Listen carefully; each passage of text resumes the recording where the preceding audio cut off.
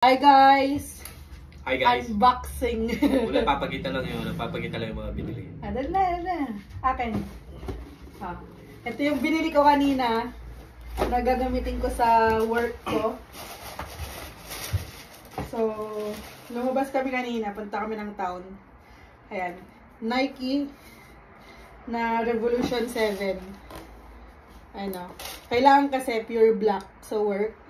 So, sa mga hindi nakakaalam, nag-work ako sa care home as care assistant. So, yan. Meron din akong ganyan. 6 yung sa akin. Meron siya. Yung sa kanya, yung sinasabi ko, hindi pa niya ginagamit. Ayun, meron silang design na parang bulaklak dito. Ayan. Pero so, ano yan? Check yan. Check lahat. Tingnan mo. Oo. Check nga lahat na shape na bulaklak ko. Check ng Nike. Tapos yung sa kanya. Hindi, sa kanya to. Hindi, meron kang ganito. Oo. Na Revolution 6 na hindi pa niya sinusuot kasi sabi niya susuotin niya. Kaya hinayaan ko siyang mag-order ng sapatos. So, ito yung sa kanya. Ayan o. So, ang kaibahan lang, ito malalim yung dito. Yung sa kanya maraming dot. Pero parang mas maganda yung sa kanya. Parang mas maganda to.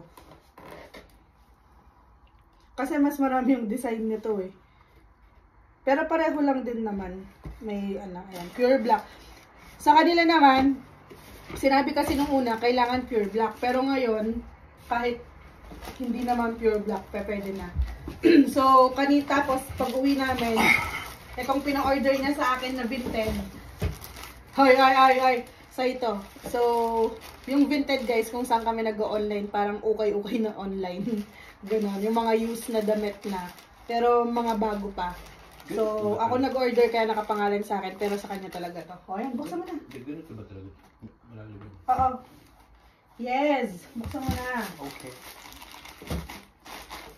Paano pag ganito, diba? Oo. Sirahin ko na to? Oo, sirahin ko. Hindi ko naman yan gagawin. Hindi ganun satisfaction. Tok. Paano hindi satisfaction? Kala ko malinaw yung trend. Eh, syempre, ano na yan, used na yan eh. Hindi naman ganun ka. Ayan. Parang malaki sa'yo. Anong size nito? Large. Oo, malaki nga sa'yo. Mahaba nga guys, oh. Malaki sa kanya. So, dun kami bumibili ng mga medyo, kasi alam mo naman, pag branded, medyo mamahalin. So, sa Vinted kami bumibili. Paganda, pakita mo sa kanila. Taas mo nga. Mahaba nga. Hanggang dito mo. Napakahaba naman yan.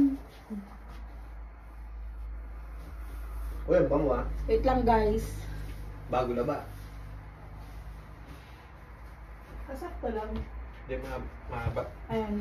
Mahaba siya guys. So hanggang dito. So pero okay na. So return natin, mahaba. Huwag mo na i-return na, iproproblemahin ko pa yung fee niyan. Kasi pag magre-return ka, ikaw magbabayad ng fee. Alam ko na. Bibenta ko ulit. Okay na? Oo. So, yun lang guys. Wait lang pala. So, ang nangyari dyan, meron din kaming nabudol. Pareho. Wait lang. Pareho namin. Pero yung sa kanya,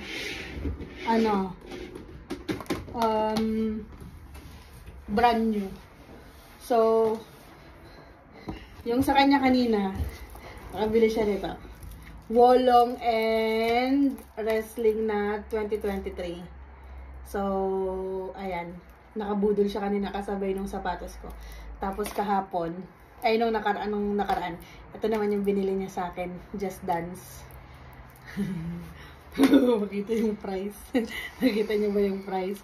So, anyway, mga ganito naman kasi, pwede mo kasing i-resell. I mean, merong shop na pangalan si X. Pwede kang magbenta sa kanila. Kunyari yan, na natapos mo na, kung di mo na kailangan, kung ayaw mong i-collect, ibebenta mo sa kanila, or isa-swap mo sa bagong game. So, ganun yung meron dito. Kaya ganun kami kaya nakapag-collect kami ng mga maraming games. Ayan. Hindi, pero ito kasi galing ng Pilipinas. Oo, yung iba naman kasi, second hand namin nabili nga dun sa CX. Tapos pwede kang mag-swap-swap. ayun. So, ayun lang. Kaya napadami kami ng bili ng mga bala. Ayun o. May sa Nintendo. Galing Pilipinas eh.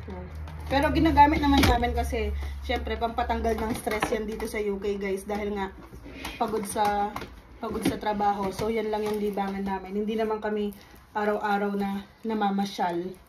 So, ayun. Yung iba din bala niya, kasi may PS5 na siya ngayon. So, yung mga ibang bala niya, PS4 pa din, which is pwede pa naman sa PS5. So, ayun. So, kaya yung mga iba, kaya napadami lang kasi may mga PS4. So, yun lang guys. Bye-bye! Tapos na unboxing, magluluto na ako ng Chicken Joy. Bye guys. Bye. Bye-bye.